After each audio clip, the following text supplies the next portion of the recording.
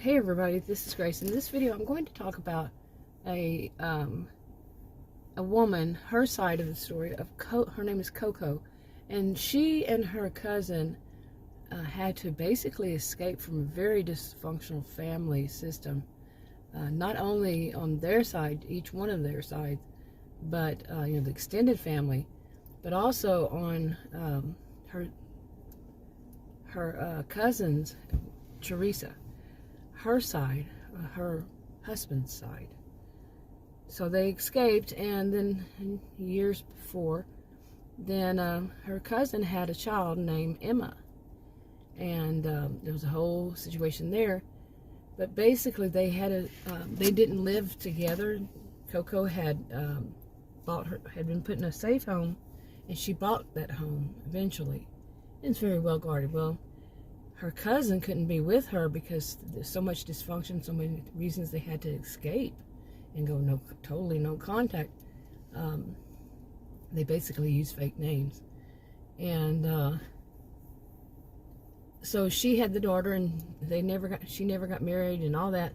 And the daughter, well, something happened that they had to go, and the enforcement had to go and get Teresa, and is it Teresa or Teresa?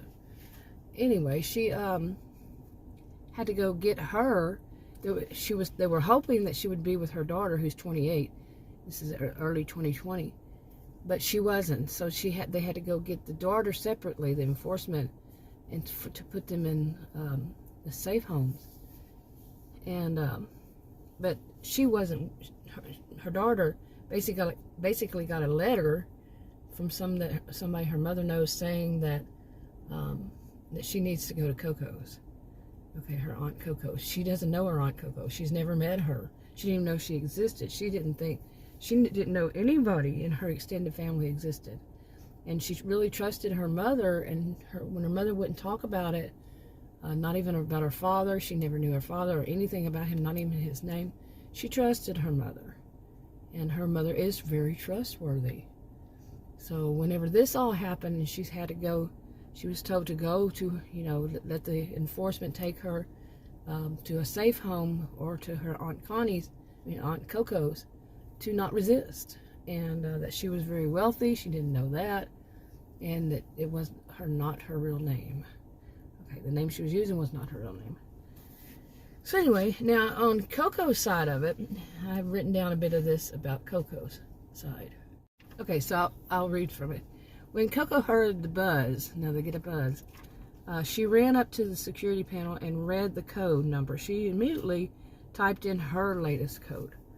Her butler, put in quotation marks, opened the door, and she was warmly greeted by her family members. They were, again in quotation marks, these were not her family members. The butler and the family members were actually all members of the enforcement. So she knew what the code meant. She knew what it would all mean, is that basically now she's on alert and she's going to be guarded. Okay, she knew that her cousin, known as her sister, would have the same thing happen to her, and Teresa would then be taken to a safe home, destination unknown. Okay, and if Teresa's 28-year-old daughter, just like I explained, it wasn't at home with her and all that, I mentioned that before. CoCo wouldn't know what would be the case. Would it be that Teresa and Emma showing up or not? Now, like I said, CoCo has never met Emma. Now, but she wouldn't know which one was going to be. It was all scripted by the enforcement members on the case. There is a case going on, and usually these enforcements, they were trainees who used their who were learning how to do security and all. But in this type of situation, they were not going to be trainees. They were going to be actual people higher up in the ladder, and who have been on this case for as long as it's been going on. So say around 30 years. And So then she did wonder. She didn't know who was going to be showing up, but she knew it would be either or both. So, CoCo didn't know. And she wondered if she would finally get to meet Emma for the first time. And she wouldn't also know if they were going to just alerting her that she was now under high, security, high alert, or somebody would come to their house, one of them, like I said, or both. And it's very secretive like this on purpose. Now she wondered if, like I said, she would finally meet them. Now Emma didn't know her as I said, she didn't even know she existed, and about why. It would be CoCo's job to tell her, and if she arrived alone, the enforcement would have given Emma that letter by Teresa to read on her way to CoCo's, or while there. This part they scripted it, but they didn't give any of them all of the details. Okay, now the way that they have this is that they pay monthly dues like everybody else in the county. They pay monthly dues. It's a very wealthy county, and and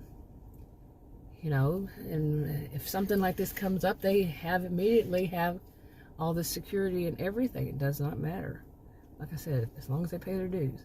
And CoCo has been paying the dues for herself and for Emma and Teresa. Okay, and since they pay their monthly dues, and since hardly anybody in the county ever needed these kinds of service, it was not expensive. It was very inexpensive. And most members of, it's called Virtual County, paid these monthly dues. So, let's see, what else did I write down here? And she had money, CoCo had money that was inherited by Emma's mother, Teresa, and she kept it for him and paid the bills out of that. Okay. It was never CoCo's money. Okay, CoCo also sent money to her cousin, Teresa, through the enforcement to pay her, her mother's bills, Emma's mother's bills, and, through their inheritance. Let me see. And the only communication that these two cousins had with one another is through letters sent through the enforcement, old-fashioned kind of thing. And then the enforcement kept these letters in case that they ever needed them for evidence of anything. So, but anyway, so this is, I was looking, reading my notes. Now, the enforcement is in training the ones that are usual. So they're learning all things. They've come up with different kinds of ways of doing things to make it more secretive. Okay, now in another previous video, if I put them in the right order, I mentioned this about Emma when she found out, she didn't know any of this. It was pretty shocking to her. And she never really questioned things either. And some would say like that side of the family is a dysfunctional one, but really it's the other's side. It's very dysfunctional. And like I said, so much that they have to be in safe homes and all this stuff.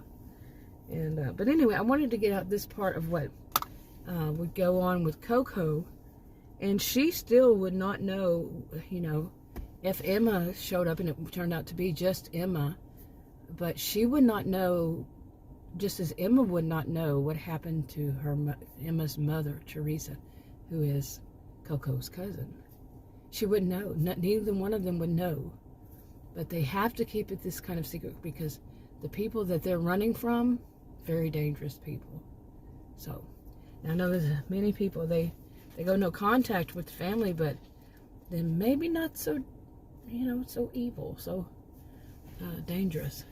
But anyway, this is just part of a hypothetical fictional series of videos, stories, it's part of a series of hypothetical fictional stories. There. Copyrighted all to me. And some are rough drafts, some are parts of the story, some are full stories, highlights, whatever it is.